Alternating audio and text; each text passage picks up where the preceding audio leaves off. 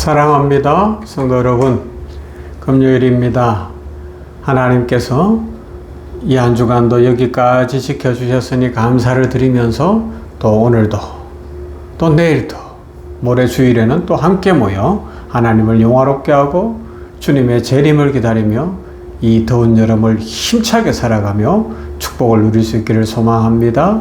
말씀 보십시다. 누가복음 18장 1절부터 8절 말씀, 원래 본문입니다. 누가복음 18장 1절에서 8절 말씀.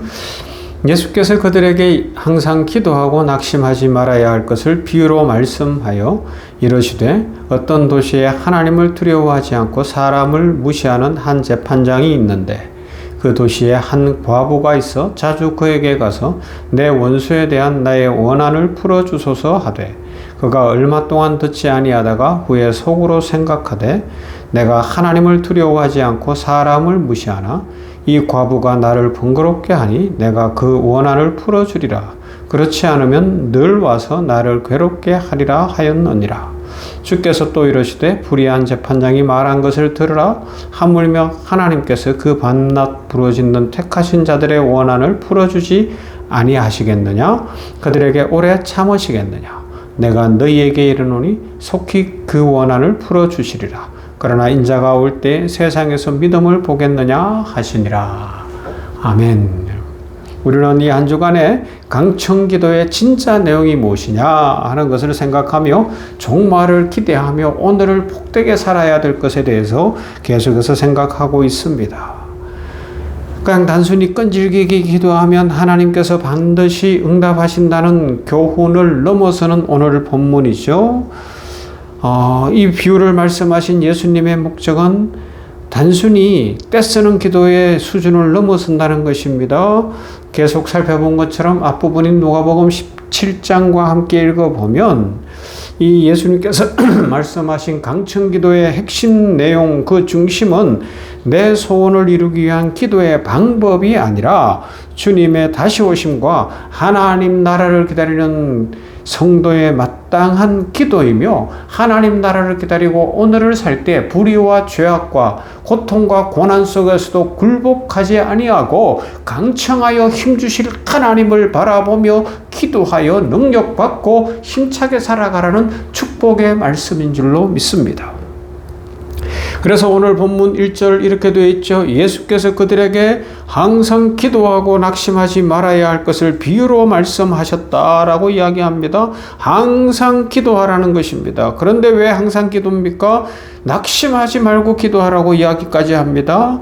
당시 제자들은 예수님께서 떠나가신 이후에 다가올 핍박과 환난을 견디며 살아가야 했다는 거예요.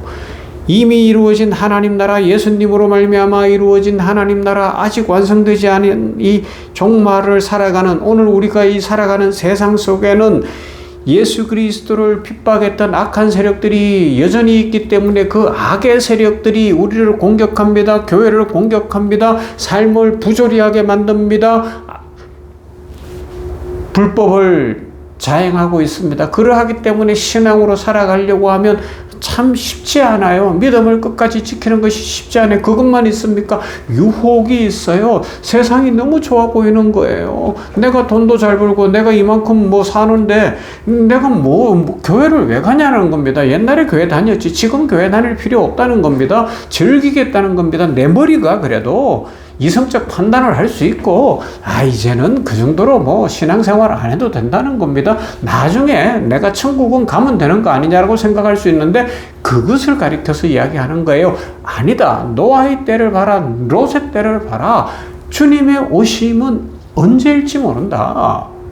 전 우주적으로 순식간에 일어날 것인데, 그 날을 깨어 강청하여 간절히 기도하며 예비해라. 신앙으로 살아가야 한다. 이것을 말씀하고 있습니다. 정말 주님이 오시는 것일까? 왜 이렇게 세상은 변하지 않는가? 기도해도 달라지는 것이 없는 것만 같은데, 그런데 예수님이 말씀하십니다. 포기하지 말아라. 계속 기도해라. 그래서 무엇을 끝까지 기도하라는 것입니까? 인자의 날 곧 다시 주님 오실 주님의 재림에 그 날을 바라보는 것을 간절히 기도하라는 것입니다. 나의 개인적 기도의 소원의 성취를 넘어서서 예수님께서 제자들에게 가장 먼저 가르치신 기도, 하나님 나라를 위한 것, 하나님 나라를 이루기를. 주기도문 기억하시죠? 하늘에 계신 우리 아버지여, 이름이 거룩히 여김을 받으시오며 나라가 임하시오며 뜻이 하늘에서 이루어진 것 같이 땅에서도 이루어지다. 하나님의 이름이 거룩히 여김을 받으시고 하나님의 나라가 이루어지고 하나님의 뜻이 이루어지기를 원합니다. 그것이 가장 먼저 우리 믿는 사람들이 해야 할 기도입니다. 성경의 마지막도 같은 내용이에요. 요한계시록은 이렇게 끝납니다. 아멘 주 예수여 오시옵소서. 초대교회 성도들은 이 기도를 날마다 드렸어요. 마라나타 마라나타 주 예수여 오시옵소서. 단순히 미래를 기다린 것 아니면 현실이 어려워서 한탄한 것이 아닙니다. 하나님 나라의 완성된 그날을 소망하며 살았던 것입니다. 완성의 날이 있기 때문에, 재림의 날이 있기 때문에, 주님이 다시 오실 것이기 때문에 나는 포기하지 않습니다. 신앙을 포기하지 않습니다. 어떤 고난과 어려움이 와도 결코 믿음은 포기하지 않겠습니다. 하나님의 살아계심을 믿습니다. 이 고백인 것이죠. 그래서 예수님은 오늘 본문에서 불의한 재판장과 과부의 비유를 들려주시는 거예요.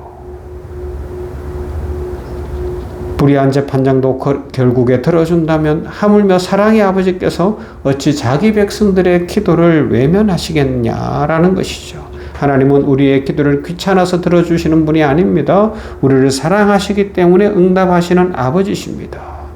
그래서 강청기도는 아버지 하나님을 설득하는 기도가 아니라 하나님의 약속을 끝까지 붙드는 믿음의 표현입니다. 그래서 8절 끝에서 뭐라고요? 의미 있는 질문을 주님이 던지시죠. 그러나 인자가 올 때 세상에서 믿음을 보겠느냐라는 겁니다. 이 질문이 계속해서 살펴본 한 주간의 설교의 결론입니다. 예수님은 기도를 많이 하는 사람을 보겠느냐 묻지 않으셨어요. 큰 능력을 행하는 사람을 보겠느냐 질문하지 않았습니다. 오직 한 가지를 물으십니다. 믿음을 끝까지 지키는 사람을 보겠느냐, 믿음을 보겠느냐. 여러분, 우리 주변에 어릴 때 교회 다녔는데 지금 안 다니고 있는 사람 많죠. 나는 머리로는 믿어요 그러는데 진짜로는 교회도 안 가고 있는 사람들도 꽤 있죠. 내가 알아요 그러는데 진짜 믿지 않는 사람들도 많죠. 신앙생활을 한평생 꾸준히 변치 않고 주님 다시 오실 날을 바라보며 하는 것 참 어렵습니다, 여러분. 그리고요, 사랑을 실천하고 성교를 하고 구제를 하고 믿음 안에서 신앙의 열심을 내는 것 더 어렵습니다. 세상은 즐길 것이 많아요. 유혹거리가 많아요. 또 예수 믿는다고 핍박도 와요. 온갖 일들이 다 일어나는데 그래도 나는 주님의 재림을 믿습니다. 노아가 120년을 방주를 만들었어요. 비가 안 오는데 배를 만들고 있어요. 세상 사람들이 뭐라 그랬겠냐고요. 그렇지만 노아처럼 흔들리지 않을 수 있는 것이 뭐예요? 강청기도다. 주님의 약속은 분명합니다. 하나님이 말씀하셨기 때문에 나는 그대로 될 줄로 믿습니다. 그 믿음으로 끝까지 견지해 간다는 겁니다. 이걸 강청기도라고 하는 거예요. 세상이 변해도 현실이 어떠해도 내 판단이 어떠해도 흔들리지 않고 강청하여 하나님은 분명히 이루실 것을 믿고 믿음의 소망을 갖고 살아가는 것, 그것이 오늘 주님이 성경에서 가르쳐 주시는 핵심 내용인 줄로 믿습니다. 재림을 끝까지 기다리는 믿음. 세상이 아무리 악해져도 기도의 응답이 더딘 것처럼 보여도 하나님의 약속을 의심하지 않고 끝까지 붙드는 믿음입니다. 바로 그 믿음을 가진 사람들이 강청기도를 드리는 사람이지요. 그래서 주여 어서 오시옵소서 라고 기도하는 사람은 어떤 삶을 살아가겠습니까? 종말을 기다리는 사람은 세상을 등지고 살아야 한다고 생각할 수도 있어요. 그렇지 않습니다. 성경은 정반대로 말씀합니다. 다시 오실 주님을 기다리는 사람일수록 오늘을 더욱 충실하게 살아간다는 것입니다. 가난한 사람을 외면하지 않고 돕습니다. 병든 사람을 돌봅니다. 복음을 전합니다. 사랑을 실천합니다. 선교합니다. 왜냐하면 곧 다시 주님 앞에 서게 될 것을 믿기 때문에 그렇습니다. 그래서 내가 공부도 많이 하고 부모님 덕분에 뭐 많은 것을 배워서 수입도 괜찮아요. 그래서 나를 위해서만 쓰는 것이 아니라 가난하고 어렵고 힘든 사람들을 돕고 선교하고 구제하면서 의미 있게 살아가는 인생이 되는 것입니다. 그래서 제가 처음에 광염교회 예를 들어 드린 거예요. 감자탕 교회.